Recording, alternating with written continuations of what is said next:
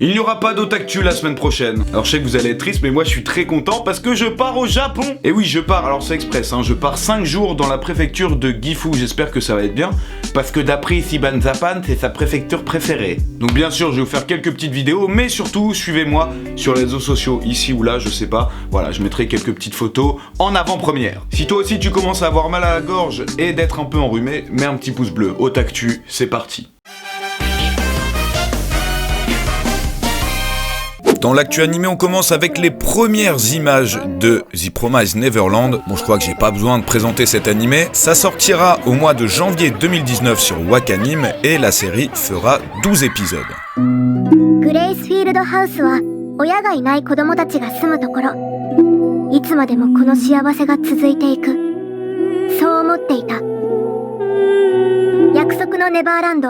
Un nouveau trailer aussi pour le film de Gun intitulé Alita Battle Angel. Et la sortie se rapproche vite puisque c'est prévu quand même pour le 26 décembre 2018 dans les salles françaises. Pour ceux qui ne connaissent pas Gun, je vais vous faire un rapide résumé. Alita, ou Gali dans la version originale, qui est un jeune cyborg qui a été retrouvé dans une décharge par un scientifique. Elle va donc vouer sa vie à retrouver ce scientifique et les mystères et les origines du monde dans lequel elle vit. Un monde plutôt assez violent au 26e siècle, donc un futur assez lointain, je sais même pas avec le réchauffement climatique si on va vivre jusqu'au 26e siècle. Et bon, même si je trouve le chara design du personnage principal assez spécial, surtout au niveau des yeux, faut avouer que graphiquement ça en jette. Donc écoutez, on se dit rendez-vous le 27 décembre, comme ça on l'a déjà tous vu le film, pour se faire un petit compte rendu.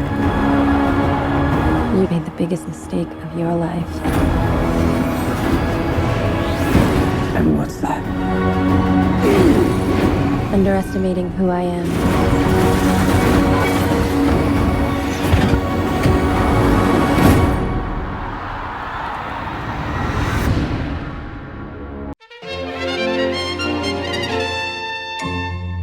Sinon, on apprend aussi que le manga Fire Force aura le droit à une adaptation en animé. La seule chose que je peux vous dire pour le moment, c'est que c'est le studio David Productions, donc en charge de JoJo's Bizarre Adventure, Captain Tsubasa notamment, qui sera en charge de ce projet. Donc on peut avoir confiance.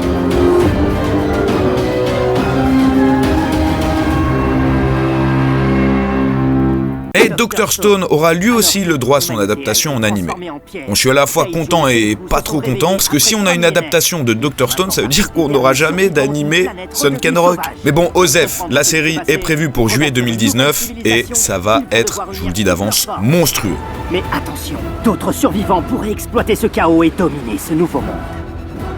Vivez la renaissance d'une civilisation dans Dr Stone aux éditions Glénat.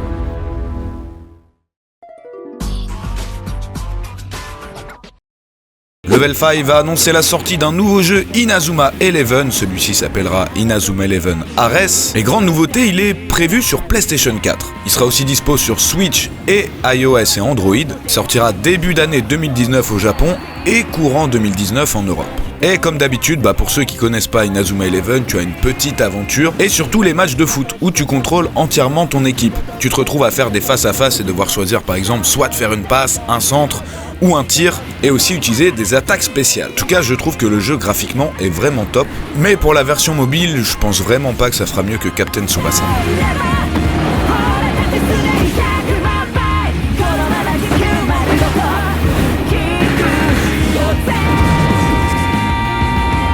Un nouveau gameplay vidéo plus une date pour le prochain One Piece World Seeker.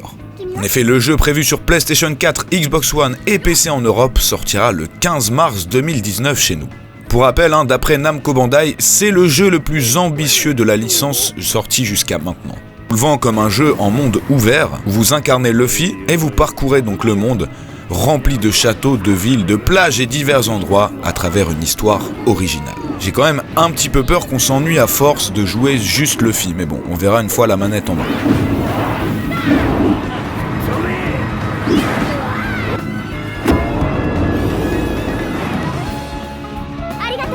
Sinon, on a aussi 4 nouveaux personnages annoncés sur Jump Force, pas de gameplay vidéo mais juste des screens. Kenshin Himura ainsi que Shishio Makoto, venu de Kenshin le Vagabond, mais aussi Piccolo et Cell de Dragon Ball. Ça commence déjà à faire un petit peu beaucoup, on a Goku, Vegeta, Freezer, surtout que le choix de Piccolo, je trouve ça un peu bizarre. J'espère du coup qu'ils vont pas oublier d'autres personnages très intéressants du Jump. Vu les températures actuelles avoisinant les 0 degrés, je me suis dit c'est le moment idéal pour vous faire le top 10 des personnages féminins les plus sexy du Jump.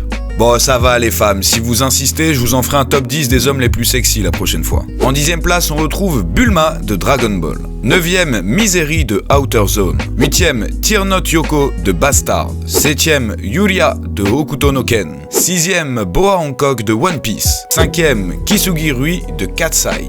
4e, Kami Utsushimi de My Hero Academia. 3e, Saeko Nogami de City Hunter. 2e, Nami de One Piece. Et en première, Leona de Dragon Quest. Ouais, j'ai le même avis que vous. Alors pour le référencement, je vais vous demander dans les commentaires de dire quelles sont pour vous les femmes les plus sexy de manga ou d'anime. C'est parti, lâchez-vous. Voilà, c'est fini pour aujourd'hui. Merci à tous d'avoir regardé. À dans 2 ou 3 semaines, puisqu'avec le retour, le décalage horaire, je sais pas si je serai en forme pour faire notre actu. Un grand merci à ceux qui me soutiennent sur Tipeee. Et les autres, le petit pouce bleu, c'est gratuit. Voilà, ça fait de mal à personne et ça me fait plaisir. Du coup, je vous dis à très vite pour un prochain Otaktu. Ciao, ciao.